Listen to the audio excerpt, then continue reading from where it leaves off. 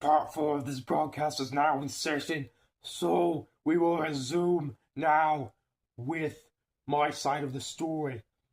So in about April of 1900, when I was still just fresh on the police force, we ended up getting a bunch of cases of missing mid-20-year-old males and a couple of cases of mid-20-year-old females. The thing they had in common, they all went to the same school with this homeless man who I had visited, and who had his parents had been murdered in January of that year.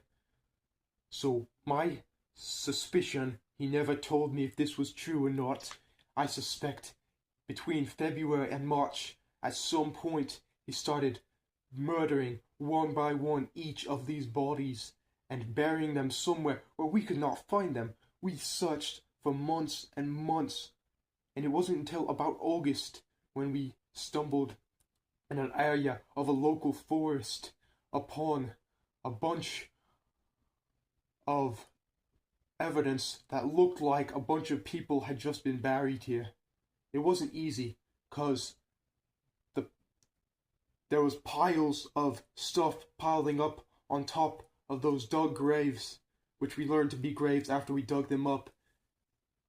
There was natural inhabitation starting to grow on all of this, so it was hard to tell until we just dug and we found decaying bodies, 11 to 12 to be exact. It was very suspicious in my mind. I was already suspicious of this man. Could he have been capable? I didn't know at the time if he could have been capable of murdering up to a dozen people within these months, but I was now way on to him, and I knew that I was still not very much up the ranks in this police department. I was still a low-ranked police officer. It was hard to get anybody to take my story seriously, despite the evidence. Many people at the time did not really think of homeless men as suspects in these murder cases.